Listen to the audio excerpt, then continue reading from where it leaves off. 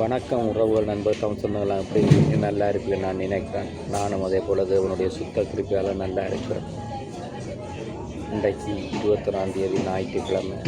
இப்போ நேரம் 7:30 ஆகிக்கொண்டிருக்குது. என்னென்னு கேட்டால் இன்றைக்கு தந்தையர் தினம். இப்போ எங்களோட ரெஸ்டாரண்ட்டில் சரியான சனம், அதோட வெயிலும் கூட. எல்லாத்தையும் செய்து முடிச்சுட்டு வேலையை முடிச்சுட்டு சேர்ச்சுக்கு போகலாம்னு சொல்லி முடிவெடுத்தால் வெயிலும் கூடவா இருக்குது. இப்படி இருக்குது என்று சொல்லி போட்டு பார்த்தா 3:05க்கு ஒரு ஃபோன் ஒன்று வருது. நோ நம்பர்லேருந்து வருது. அப்போ நான் எடுக்க இல்லை. இந்த டைமுக்கு அந்த நம்பர் வருதுன்னொன்னே எனக்கு விளங்கிட்டு இது எங்கேயோ ஒரு இடத்துலேருந்து வருது அப்படின்னு சொல்லி போட்டு வெளியால் பார்த்துட்டு என்ன செய்யலாம்னு சொல்லி பார்த்தா அது முதலும் வந்திருக்குது. நான் கவனிக்க இல்லை. ஆனால் 3:05க்கு வந்தால் தான் கவனிச்சேன். சரி, அது ஏதோ ஒரு நல்ல காரியத்துக்கு தான் அழைப்பு வந்திருக்கின்ற தானே எடுத்துக்கொள்ளணும். இப்போ நாங்கள் கெட்டது செய்யாத எங்களுக்கு ஏன் கெட்ட காரியத்துக்கு அந்த அழைப்பு வருதுன்னு சொல்லி போட்டு நினைச்சி போட்டு அப்படியே அமைதியாகி கொஞ்சம் நேரம் இந்த இடத்துல இருந்துட்டு இப்படியே வெளிக்கிட்டு ஒரு 35 நிமிஷத்துக்கு மேலே இந்த இடத்துக்கு நடந்து வந்தேன். நடந்து எல்லாத்தையுமே அனலைஸ் பண்ணி பார்த்தா சொல்லுவாங்க, கூட்டி கழித்து பெருக்கி பார்த்தா எல்லாம் கணக்கு சரி என்று சொன்ன மாதிரி வாழ்க்கையில் அவ்வளவுதான் கணக்கு. அப்போ இவ்வளவுத்தையும் மைண்டில் ஸ்டோர் பண்ணி எல்லாத்தையும் ட்ரேஸ் பண்ணி பார்த்தா நான் செய்த பெரிய தவறு என்னென்னு கேட்டால்,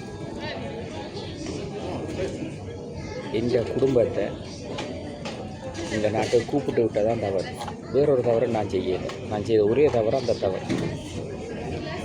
அந்த தவறு தான் இன்றைக்கு எனக்கு பெரிய பிரச்சனையாக நிற்கிது.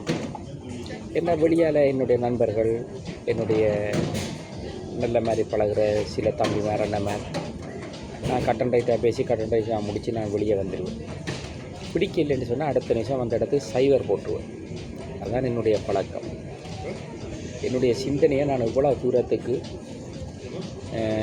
பக்குவமாக வச்சுருக்கணும், அவ்வளோ தூரமாக பக்குவமாக வச்சுக்கணும். இப்படி நான் ஓடி இந்த நாட்களில் ஒரு கரியர் ஒன்று வரும் பொழுது கடும் பிரச்சனைகள், கடும் போராட்டங்கள் வருகிறது. வந்தால் வழக்குதாரர்களுடைய தொடர்பு எனக்கு 5ஆம் மாதம் வழக்குதாரருடைய தொடர்பு லேசாக எனக்கு கிடைக்குது. கிடைச்சா நான் இவர்களில் நம்புவது தவறுன்னு சொல்லி இந்த மனசு சொன்னாலும் இந்த பிள்ளைகளுடைய காரியத்தை குறித்து யோசித்து இந்த பிள்ளைகளோட ஒரு கதைச்சி பேசி பார்ப்போம்னு சொல்லி பிள்ளைகளோட சில விடயத்தை கதைக்கும் பொழுது பிள்ளைகள் ஒவ்வொரு விடயங்களையும் சொல்லுதுகள் என்னட்ட. அப்படியே நான் அமைதியாக கேட்டுட்டு என்னதான் இருந்தாலும் ஒரு தகப்பன்ன்ற சாணத்திலேருந்து இந்த பிள்ளைகளை சரியாக பார்க்கணுன்ற ஒரு மன விருப்பம் என்னை அறியாமலுக்கு எனக்குள்ள உருவாகும் பொழுது நான் சில விடயத்தை பகிர்ந்து கொள்கிறேன். எனக்கு இப்போ இருக்கிற ஒரு பிரச்சனை, ஸ்ரீலங்காவில் ஒரு விஷயத்தை முடிக்கணும். அதுதான் என்னுடைய மைண்டில் இருக்கிற பிரச்சனை. அப்போ அந்த பிரச்சனையை என்னுடைய பிள்ளைகளிடம் சொன்னேன். எல்லாம் கேட்டு அதுக்கு ஒரு நல்ல வழியை சொல்லுவார் என்று தானே பார்த்தார். அவர்கள் பார்த்தது எப்படி என்று கேட்டால் துண்டறவே வெட்டி விடணும் என்று தான் அவங்க இருந்திருக்கிறாங்க. ஆனால் எனக்கு அது புரியவில்லை. ஆனால் கடைசியில் கதைச்சி கொண்டு போய் பார்க்கும் பொழுது பார்த்தார் அது இன்றைக்கு பெரிய பிரச்சனையாக நிற்கிது. டிசம்பர் மாதம் வந்த பிரச்சனையை விட பெரிய பிரச்சனையாக நிற்கிது. வழக்குதாரர் போட்டிருக்கிற பதிவுகளெல்லாம் நினைச்சு பார்க்க முடியாத பதிவு. எல்லாத்தையும் அப்படியே கவனமாக வச்சுட்டு இதற்காக இவர்கள் ஃபோன் அடித்திருக்கிறார்கள் என்று சொல்லி கொஞ்சம் மைண்டில் ஸ்டோர் பண்ணிவிட்டு நாளைக்கு சட்ட ரீதியான சிலரை பார்க்கலாம் என்று சொல்லி முடிவெடுத்திருக்கிறேன். தேவன் நல்லவரும் வல்லவரும் போதுமானவராக இருக்கிறார். இந்த நேரத்தில் நான் இந்த ஆராதனையில் நிற்க வேண்டியது, அதுக்கிடையில் இப்படி ஒரு குழப்பம் வந்துட்டுது. என்னை கூட சில நபர்கள் பேசிய விஷயத்தை கேட்டு என்ன கூட வழக்குதாரர் பொய்காரன் என்று சொல்லியெல்லாம் பேசியிருக்கிறார்கள். நான் பொய் பேச வேண்டிய அவசியம் இல்லை. இந்த பொய்யை பேசணும் என்று நினைச்சு இந்த காரியத்தை செய்த நபரால் வந்த பிரச்சனை பெரிய பிரச்சனை. அது நான் என்ன பிரச்சனை ஏன் வந்ததுன்றதை நான் அடுத்த காணொலியில் வெளியிடுவேன். அப்போ எனக்கு வெளியால் வீடியோக்கள் செய்யக்கூடிய நேரங்களும் அதிகம் குறைவாக இருக்கிற காரணம் என்னடா கையில் கார் இல்லை. அப்போ ராய்த்தம் ஒன்று பண்ணியாச்சுது. ராய்த்தது எல்லா ஏற்பாடும் பண்ணி இருக்குது. அது என்ன மாதிரின்னு சொல்லி பார்க்கலாம். அடுத்த கட்டம் வீடொண்டை ஒழுங்கு செய்து எடுக்கிற அளவில் பார்த்து கொண்டிருக்கிறேன். அதையும் பார்க்கலாம். இப்படி இருக்கேக்கில்ல ஒரு மனுஷன் முதல்ல வெளிநாடு வந்து ஒரு மனுஷி பிள்ளைகளை கூப்பிட்டு மனுஷராக்க வரும் என்று நினைக்கும் பொழுது கூடி பிறந்தவர்கள் இவ்வளவு ஒரு கீழ்த்தனமான வேலையை செய்து கொண்டிருக்கிறார்கள். நீங்கள் செய்கிறது சரியான கொஞ்சம் யோசிச்சு பாருங்கள். அதாவது இந்த பிரச்சனைகளை மூத்தவரும் இல்லை, மூத்த சகோதரியும் இல்லை, மற்ற 2 பேர். அதோட இன்னும் ஒருத்தர் அவர் நான் வளரக்கூடாது என்று சொல்லி அவருடைய மண்டையில் இரும்பு கல் அடித்து வச்சிருக்கிறார். இவர் வளரக்கூடாது, இவர் வீடு வாங்கக்கூடாது, இவர் கார் வாங்கக்கூடாது, இவர் கடை எடுக்கக்கூடாது, இவர் எந்த முன்னேற்றத்துக்கும் வரக்கூடாது, இரும்பு கல் அடித்து வச்சிருக்கிறார். ஏன் அவர் இரும்பு கல் அடித்து வச்சிருக்கிறார்னு கேட்டால் எங்கட கெட்டித்தனத்துக்கு நான் தூரத்துக்கு போயிடுவோம் என்று சொல்லி அவருக்கு அது சரியான ஒரு தலையடி. என்ற நண்பன் உண்டு மாத்திரம்தான் ராத்திரி கதை கேஸ் சொன்னான். இனி உனக்கு இதுக்கு பிரச்சனை வரமா இருந்தால் இன்னையும் சூடேற்றிட்டான் ராத்திரி. அவன் கொத்துவன் எல்லாரையும் என்று சொல்லியிருக்கிறான். அது ஆறாக இருந்தாலும் பிரச்சனை இல்லை. நான் இப்படி ஒரு பதிவு வைக்கிறேன்னு சொல்லி நீங்கள் வருத்தப்படக்கூடாது. அந்த அளவுக்கு எங்களுக்கு ஆத்திரத்தை ஏற்படுத்தி கொண்டிருக்கிறேன். அவன் சொன்னது ஒன்று தான். இப்படியான மனுஷரால் தான் நீங்கள் பிரச்சனை வாரம். அதை புரிஞ்சுக்கொள்ளி நீ வந்த நேரத்தில் இருந்து கவனமும் கண்ணும் கருத்துமாக சேச்சி வேலை வீடு குடும்பம் பிள்ளைகள் என்று சொல்லி ஓடிக்கொண்டிருந்த உனக்கு இந்த அண்ணர் இதை செய்த விஷயம் எனக்கு தெரியும். அவர் என்ன கதைச்சவர்னு தெரியும். மூத்தவர் இல்லை, மற்றவர் என்ன கதைச்சவர்னு தெரியும். இங்கே ஒருத்தன் இருக்கிறவன் என்ன செய்தவன் என்றும் எனக்கு தெரியும். இவங்களையெல்லாம் நீ வச்சு பார்த்து கொண்டிருக்கிற. இனி இதுக்கு மேலே பிரச்சனை வருமா இருந்தால் நீயும் தயாராக, நாங்களும் தயாராக. நாங்கள் உண்டு மாத்திரம் தான் தேவன் நீடிய பொறுமையாக இருக்கிறார். இதுகளுக்குள்ள பிரச்சனைகள் வேண்டாம், நாங்கள் ஒதுங்கிப்போம். அதே மாதிரி இங்கே நான் இருக்கிற ஊரில் ஒருத்தர் அவனை போல ஒரு பித்து பிடிச்சவனை நான் பார்த்ததே இல்லை. இவ்வளவு சனம் இருக்குது இங்கே. அப்படியான ஒருத்தனை நான் பார்த்ததே இல்லை. இந்த வயதுக்கே அப்படியான ஒருத்தனை பார்த்தது. அவ்வளவு ஒரு கீழ்த்தனமானவன். அவனுக்காக வக்காலத்து வாண்டி சொந்த புருஷனையே வீட்டை விட்டு வெளியே இறக்கி பொலிசில் பிடிச்சி கொடுத்துட்டு அவனுக்காக வக்காலத்து வாங்குறேன். நீ எல்லாம் இத்தனை பதியை வச்சுருக்கிற, நானும் இத்தனை பதிவு வச்சு நான் எல்லாம் இருக்குது. கொஞ்சம் யோசிச்சுப்பார். உனக்கு முகவரி கொடுத்ததே நாங்கள் தான். ஆனால் நீ இன்றைக்கு எனக்கு முகவரி இல்லாமல் ஆக்கிட்டு சிரித்து கொண்டு தெரியுற. இதுக்கு 2 பேர் பக்கப்பலம் நின்று பூனை போட்டு இவர் அப்படித்தான் அவர் அப்படித்தான். என்னை பற்றி என்னடா உங்களுக்கு தெரியும்? நேராக கேட்குற, என்னடா தெரியும் உங்களுக்கு? உங்களை போல கீழ்த்தனமான ஆக்கலாடா நாங்கள். உங்களுக்கெல்லாம் மரியாதையை தரக்கூடாதுன்னு நினச்சிருக்கிறேன். நான் என்னுடைய முகநூலில் நான் ஒரு நாளும் எவ்வளோ ஆதங்கப்பட்டாலும் ஒரு தடவை கூட வாடா போடான்னு சொல்கிறேன். ஏன்னா தேவன் என்ன கண்டிப்பார். உங்களுக்கெல்லாம் என்ன மரியாதை?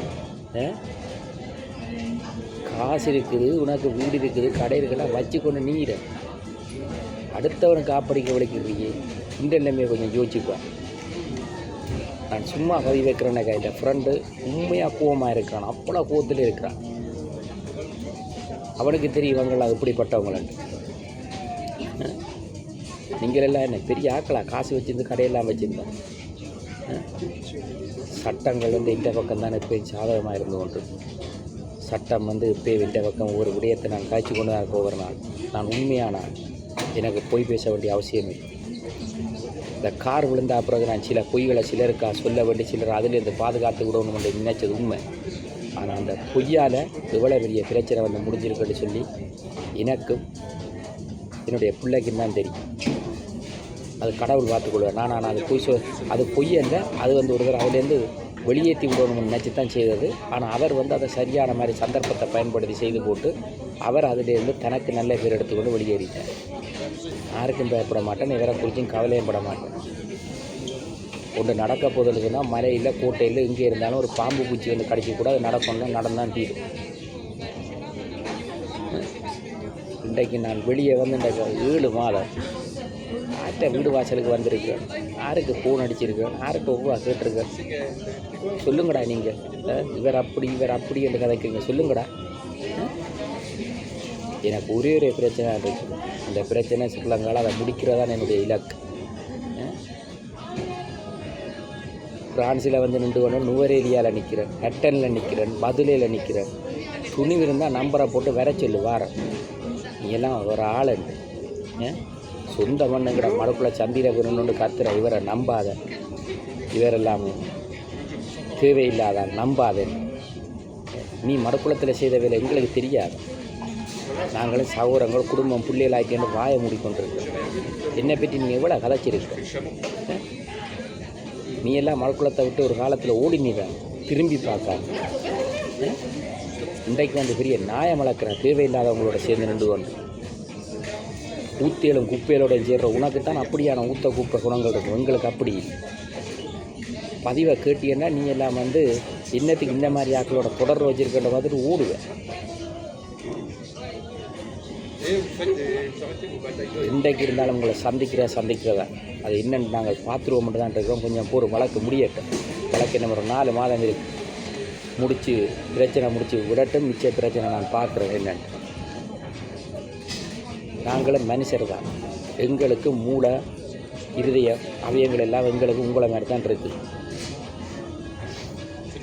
நீங்கள் செய்த பிள்ளைகளை வந்து எங்கேயும் கொண்டு போய் புண்ணியவான் தேட மாட்டீங்க. மனைவி வந்து கணவனுக்கு விசுவாசமாக இருக்கணும், கணவன் வந்து மனைவிக்கு துரோகம் செய்யக்கூடாது. உழைச்சி கொடுக்குற இன்னில் விசுவாசம் இல்லாத மனைவியும் துரோகம் செய்யாத கணவனையும் காட்டி கொடுக்குறதுன்னு சொன்னால் உங்களெல்லாம் என்ன மனுஷன்?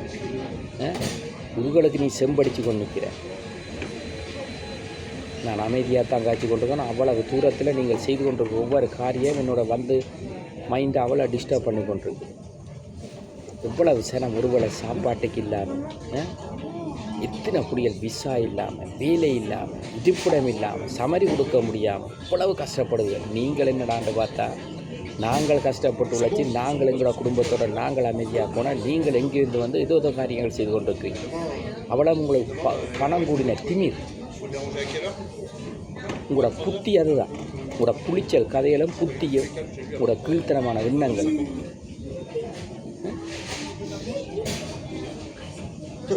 இது உங்களை எல்லாம் அரசன் அண்டருப்பான் தெய்வம் நின்றதுக்கும் ஆண்ட கடவுள் இப்பயே அறுத்து கொண்டிருப்பேன். அறுத்து கொட்டுவார். நித்திர கொள்ள மாட்டீர்கள். வீடுகளுக்கு இவ்வளோ காசு பணம் வச்சுருந்தேன் நித்திர கொள்ள மாட்டேன். அப்படி தான் ஜெபிச்சு கொண்டிருக்கேன். என்னென்னு கேட்டால் தேவன்கிட்ட தான் நான் பாரமிட்டு ஜெபிச்சு கொண்டிருக்கேன். என்னுடைய யூடியூப்பில் வந்து நான் நிறைய விடயங்களை பயந்துருக்கேன். நான் இந்த பதிவு வந்து கேட்குற ஆட்களுக்கு வந்து ஒரு குடும்பம்னா எப்படின்றதை வந்து உணர்த்துற அளவுக்கு இருக்குது இந்த பதிவு.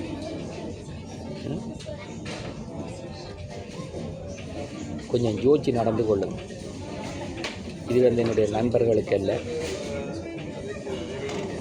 என்னுடைய சொந்தங்களுக்கும் அல்ல, என்னுடைய கூடிப்பிறந்த 2 பேருக்கு, அந்த கூடிப்பிறந்த ஒருத்தரோட சேர்ந்து வாழ்கிற அவருக்கு தான். நீங்கள் நினைக்காதுங்க உங்களை நாங்கள் விடுவோம். நான் விட்டாலுமே இந்த சினியப்பொடிகள் விட மாட்டாங்க. சொல்லித்தான் இருக்கிறாங்க, சந்திச்சே தீர்வோம் ஒரு நாளுக்குன்னு சொல்லி. நீங்கள் என்ன வேலையெல்லாம் செய்தீங்க? 2022 என்ன வேலை செய்த நீங்கள்? 25 என்ன வேலை செய்திருக்கிறீங்க? எல்லாத்துக்கும் பதில் இருக்குது. காத்திருப்போம். கூடிய சீக்கிரத்தில் உங்களை எங்கேயா சந்திப்பேன். நாங்கள் நீங்கள் நினைக்கலாம் போலீஸ் கோர்ட்ஸு கச்சேரி இதெல்லாம் நாங்கள் பார்த்து வந்துட்டோம். ஜெயில் கீழ் எல்லாம் பார்த்து வந்துட்டோம். உங்களுக்கு இருக்குது வேட்டு. இது வந்து இந்த நண்பர்களோ அண்ணன் தம்பிகளுக்கோ இல்லை, இந்த உறவில் இருக்கிற ஆட்களுக்கு தான் இந்த பதிவு. வலி சீக்கிரத்தில் உங்களை சந்திப்பேன். நுவரேலியா எங்கே இருக்குதுன்னு உங்களை காட்ட விட மாட்டேன், காட்டுவோம் ஃப்ரான்ஸில். இன்னும் ஒரு உங்களை சந்திப்பேன். நன்றி, வணக்கம். நண்பர் தமிழ் சொன்னவரோட அனைவருக்கு.